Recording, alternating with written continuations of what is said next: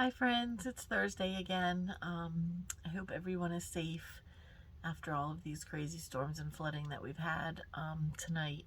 So I've been praying for all of you because I don't really know where all of you live who are watching this. So hopefully you've had a safe night, and hopefully we can all get some rest. And if those of you who have had trouble or issues with the storm, I pray that the cleanup is quick, and that you remain safe.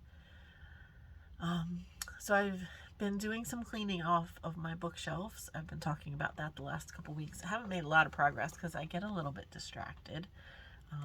I really love books, and it's hard for me to get rid of books off of my bookshelf because I usually pick it up and I wonder why I kept this, and then I spend a little bit of time looking through it, and I then remember. So as I did that this last couple days, I came across this little book. I think it's going to be backwards, but it's called Max Lucado's God's Mirror. And I wondered, why do I have this little book on my bookshelf? So I started to thumb through it, and I had actually post-it marked a little story in here, and I reread it, and I thought, this is why I kept this book. And I thought that I would just share that story with you tonight and then give you my reflection. So Max tells this story about J.R. Tweed. He says, J.R. Tweed looked across the Pacific waters at the American ship on the horizon. Brushing the jungle sweat from his eyes, the young naval officer swallowed deeply and made his decision. This could be his only chance for escape. Tweed had been hiding on Guam for nearly 3 years.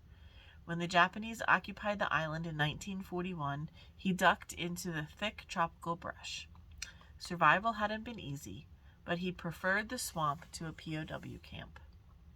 Late in the day on July 10, 1944, he spotted the friendly vessel. He scurried up a hill and positioned himself on a cliff.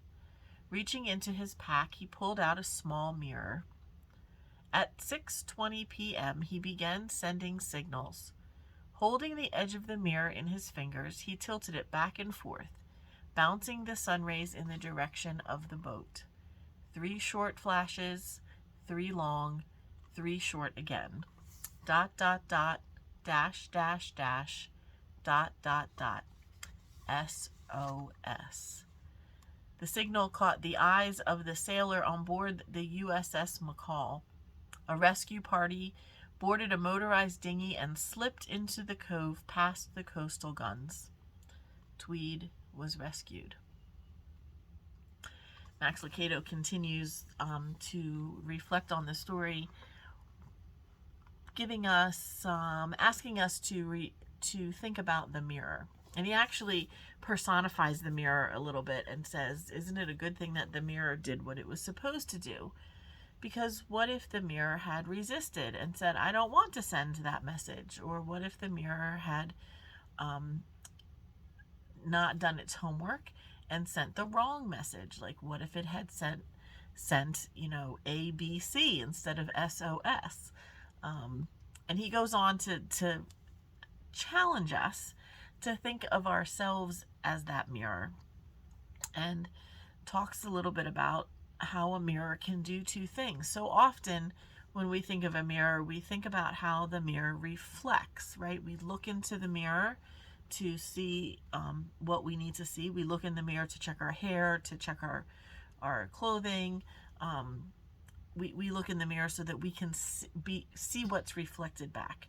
But a mirror also refracts the light, which is exactly what happened in this story of J.R. Tweed.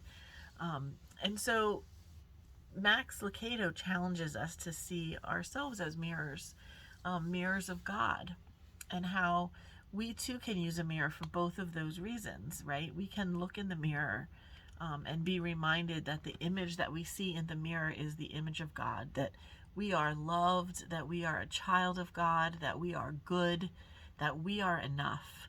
And if you've ever tried to stand in front of the mirror and say those words out loud to yourself, if you struggle with that, I think that that's wow, it's a really powerful thing to say, because so often we look in the mirror and we think our hair is a mess, or I have more gray hair than I had yesterday, or I wish my face was thinner, I wish my nose was smaller. Like, I don't know what you might say when you look in the mirror, but I can't imagine many people are looking in the mirror and thinking, oh, I look awesome, and I'm a child of God, and I am enough, and I am good.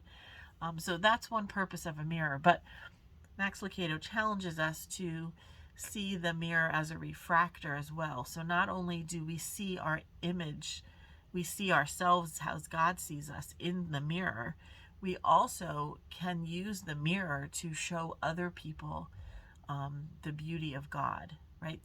To refract the message, to show people what God looks like.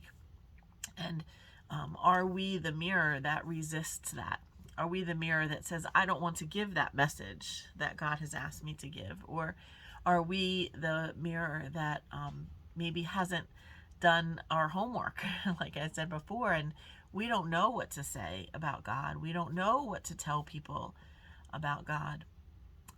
Or we're afraid to talk about God to other people.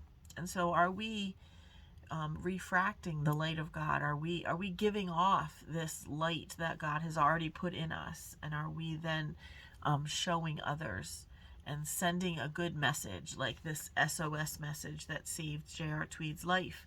Are we giving that message out to people to know that when they too could look in our mirror, that they too would see a child of God? So I guess this week I'm just asking us to kind of check ourselves.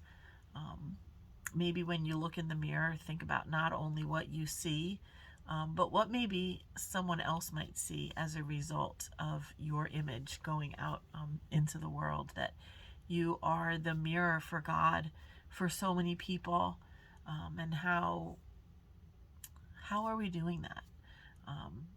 Have we been caught up in ourselves? Have we not even turned the mirror around for other people to see? Again, is our mirror really reflecting what God looks like? And is our mirror really reflecting the love that God has poured into us? Are we really able to channel that out into our mirror, into this world? So, love to hear your comments, your thoughts about what it feels like to be a mirror, not only to see ourselves as God sees us, but also to show the world what God looks like through our mirror. So I hope you have a great week. I hope this gives you some food for thought. And again, I hope that you're all safe and well, and I'll talk to you next week. Take care.